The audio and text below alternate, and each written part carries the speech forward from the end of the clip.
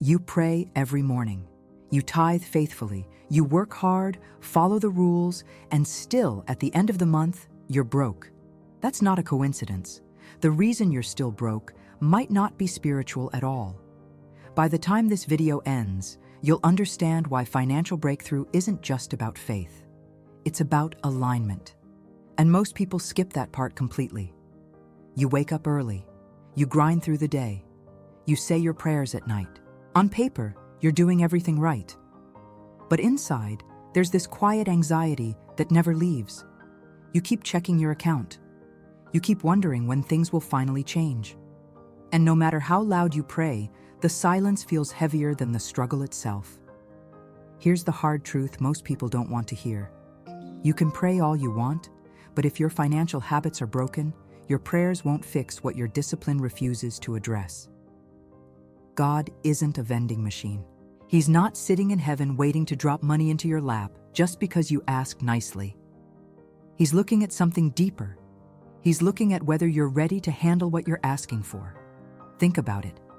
How many people do you know who prayed for a raise, got it, and 6 months later were in the exact same financial mess?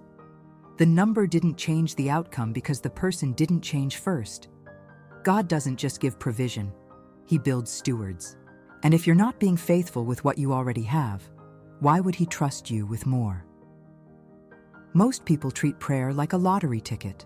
They close their eyes, ask for a miracle, and hope something shifts. But they never look at the budget. They never track where the money goes. They never question the impulse buys, the lifestyle creep, the subscriptions they forgot they had. They pray for increase while their spending screams decrease. And then they wonder why nothing changes. Here's where it gets uncomfortable, and this is where most Christians completely miss it. You might be spiritually passionate, but financially careless. You might love God deeply, but hate discipline even more. And that gap, that disconnect between what you believe and how you behave, that's where your breakthrough is stuck. There's a verse most people skip because it cuts too close. It's in the book of Haggai, chapter 1, verses 5 through 7. God is speaking to a group of people who are working their tails off and still coming up short. He says, "You have planted much, but harvested little. You eat, but never have enough. You earn wages, only to put them in a purse with holes in it." A bag with holes. That image is devastating because it's so accurate. You're making money, but it's disappearing. Not because you're not working. Not because God isn't providing, but because something is leaking, and most of the time, you don't even see it. In Haggai's time, around 520 BC, after the Israelites returned from exile in Babylon, the problem wasn't a lack of effort. It was misplaced priorities.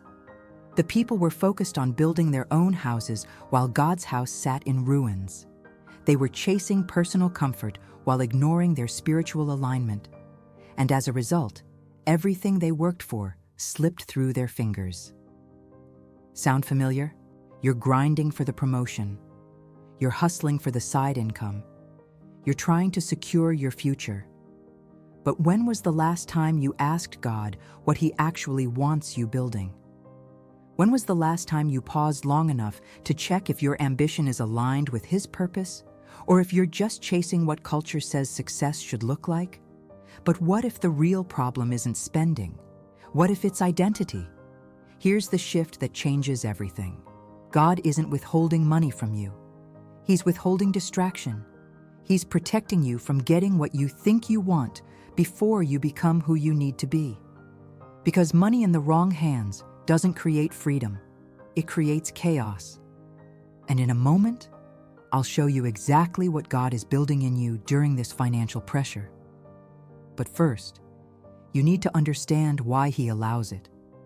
Let me show you what God is actually doing during this season. First, He's stripping away the illusion of self-sufficiency.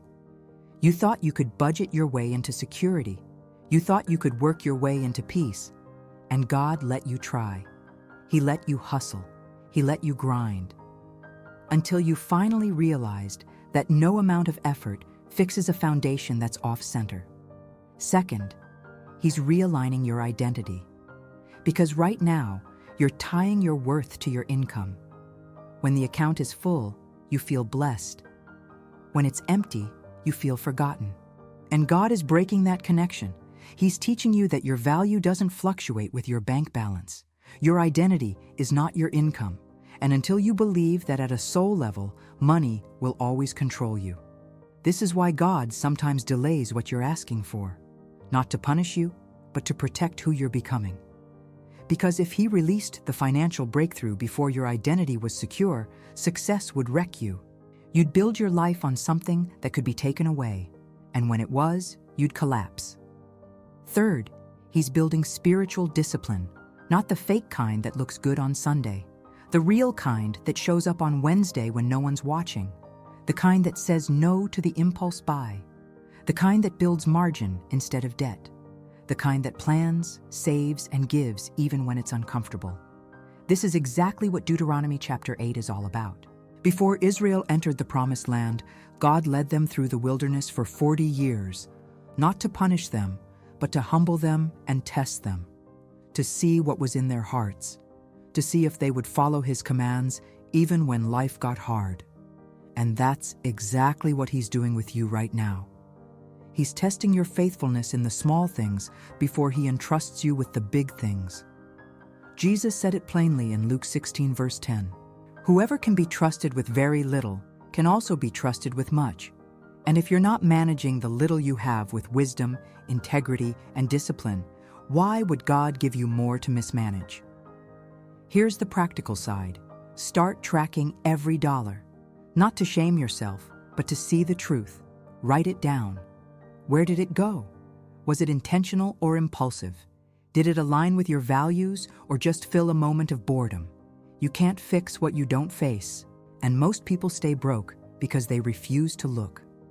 Second, stop comparing. Stop scrolling through highlight reels and feeling behind. Proverbs 13 verse 11 says, "Wealth gained hastily will dwindle, but whoever gathers little by little will increase." Your pace is not their pace. Your timeline is not their timeline. And trying to keep up with people whose foundation you can't see will wreck yours. Third, build margin, not just financially, but emotionally and spiritually. Stop living paycheck to paycheck in every area of your life. Create space, create breathing room. Because breakthrough doesn't happen in chaos. It happens in clarity. You're not broke because God forgot about you. You're being built. And there's a massive difference. What looks like delay is actually development. What feels like silence is actually preparation. He's answering your prayers by reshaping you into someone who can carry what's coming. 2 Corinthians 12 verse 9 says, "My grace is sufficient for you, for my power is made perfect in weakness." Sometimes God keeps one area of your life limited, not to punish you, but to protect you. Because if He gave you everything you wanted before you were spiritually ready, it would destroy you. You are not behind. You are not forgotten. You are not being punished. You are being prepared. And the discipline you're learning now, the character you're building now, the dependence on God you're developing now, that's the foundation that will carry the weight of everything He's about to release. If this message spoke to your heart, type "built, not broken" in the comments, and tell me one financial habit you're changing today. Now watch this next video. It completes what you just learned. Keep trusting. Keep moving. God is working even when you can't see it. God bless you.